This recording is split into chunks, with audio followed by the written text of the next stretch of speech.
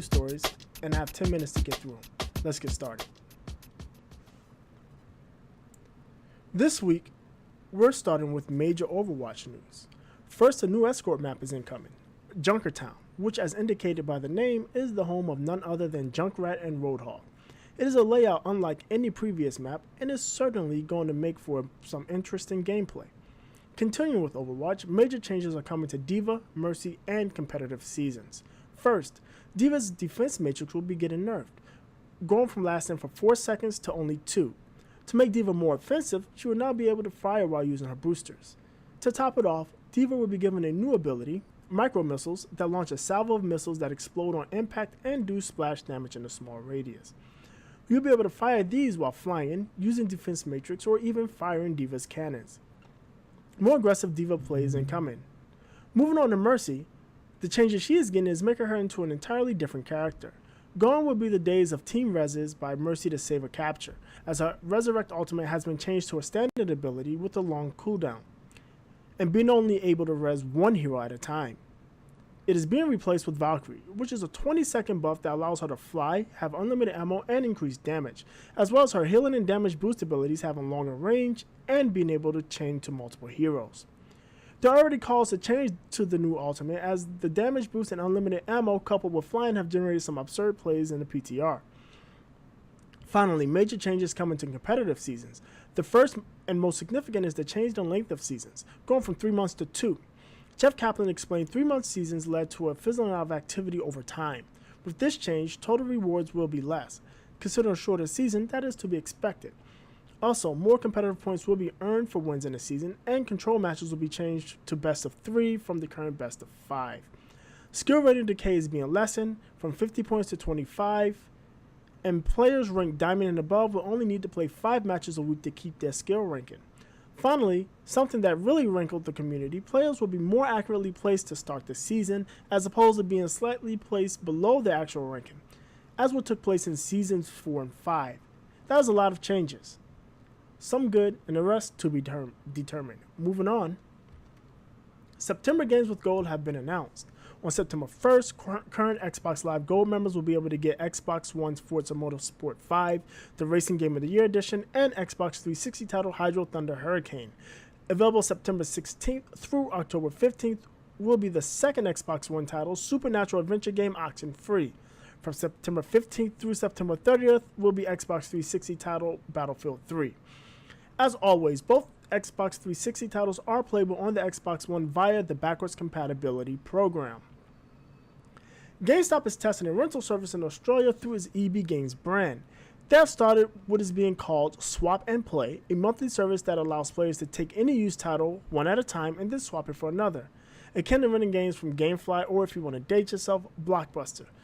The fee is $19.95 Australian a month, or about $16 US, and users will have to initially commit to 2 months. After 2 months, users can cancel any time. This is one way to put all of the used game stock to use.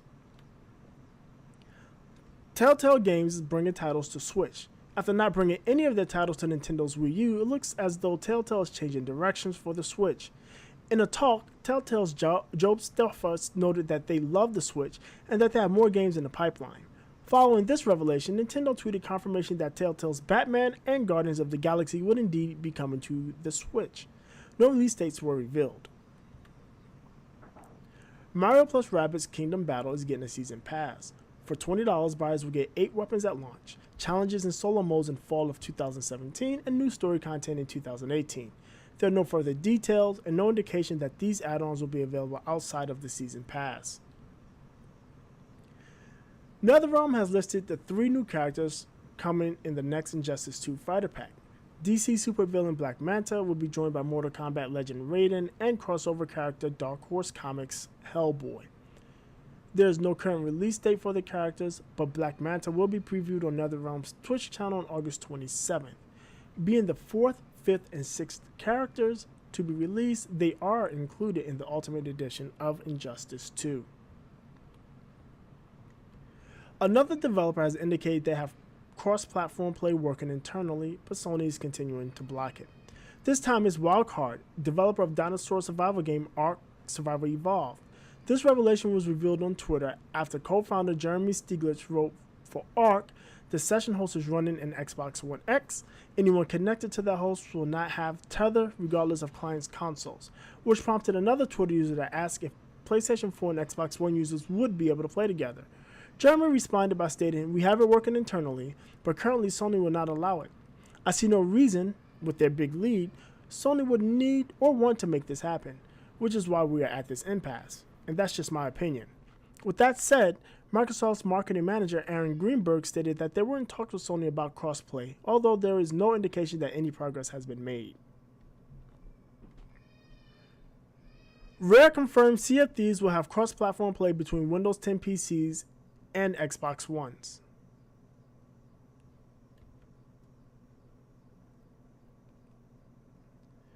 Not only in co-op modes, but also PvP. PC design lead Ted Tim has noted that there were challenges such as PC players being more efficient at killing skeletons and the differences in device input. He went on to note that they will be monitoring and making changes to the way guns work to balance cross-platform play. Hopefully a happy balance can be found to make for a great experience regardless of which platform you play on. The demise of Mass Effect may be vastly exaggerated, with last week's announcement that support for single player has ended and a couple of weeks earlier BioWare Montreal being folded into EA Motive. The writing was seemingly on the wall. In comments to Game Reactor, EA Executive VP Patrick Sutherland acknowledged the large fan base for Mass Effect and stated there's no reason EA should not come back to Mass Effect. He also acknowledged that when they did decide to bring Mass Effect back, it has to be fresh and exciting. So Mass Effect fans, at some point, will be able to put Andromeda behind us, and hopefully it is for the better. And today, in odd crossovers, Final Fantasy XV is getting an Assassin's Creed inspired event and free DLC. Starting next week, Lestalem will be home to the Assassin's Festival. The festival will bring mini games, exclusive items, and gameplay elements from the Assassin's Creed series. The event begins August 31st and runs through January 31st, 2018. The event will begin with an update on PlayStation 4 and Xbox One at the end of this month. I would like to thank you for joining, but before I sign off, I would like to give a word to our sponsor, the New Challengers. If you're looking to improve in Street Fighter V and Injustice 2, go to New Challengers. They offer coaching, tutorials, and tournaments. You will be winning in no time with the New Challengers. Head over to newchallengers.gg to learn more and sign up. If you'd like to hear more detail on this week's stories and more, join Trinell and I for a weekly gaming news show, Sundays at 7 p.m. Eastern, live streamed on Facebook, Mixer,